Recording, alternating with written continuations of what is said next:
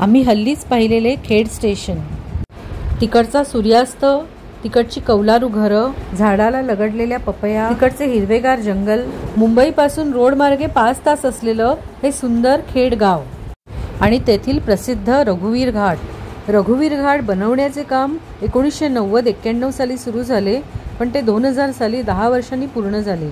येथील गावांचा महाबळेश्वर तालुक्याशी असलेला संपर्क कोयना जलाशयामुळे तुटला होता, पण ह्या घाटाचे काम पूर्ण झाल्यावर हा संपर्क पुन्हा प्रस्थापित झाला.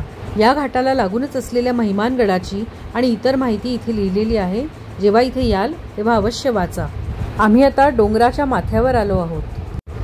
या घाटाचे सौंदर्य अगदी बघण्यासारखे आहे.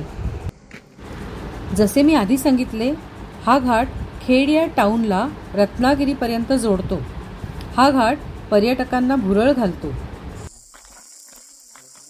भर दिवसा रातकिड्यांचा आवाज ऐकताय ना? आम्ही इथे आलो तेव्हा नेमके आकाशात पावसाचे ढग जमले होते. डोंगर माथ्यावर जे धुके दिसतीये ना, ते ढगच आहेत. आणि त्या रात्री इथे पाऊसही झाला. हा घाट 12 किलोमीटरचा आहे. इथे खूप सारे सेल्फी पॉइंट्स पण आहेत. मी आणि माझ्या मैत्रिणीने इथे पहाडावरच्या एका गाण्यावर थोड्या नाचाच्या स्टेप्सही केल्या. अजून एक गोष्ट सांगायची राहिली.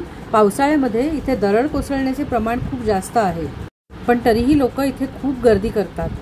आणि अजून एक गोष्ट, या भागात रात्रीचे वाघही येतात, तेव्हा सांभाळून.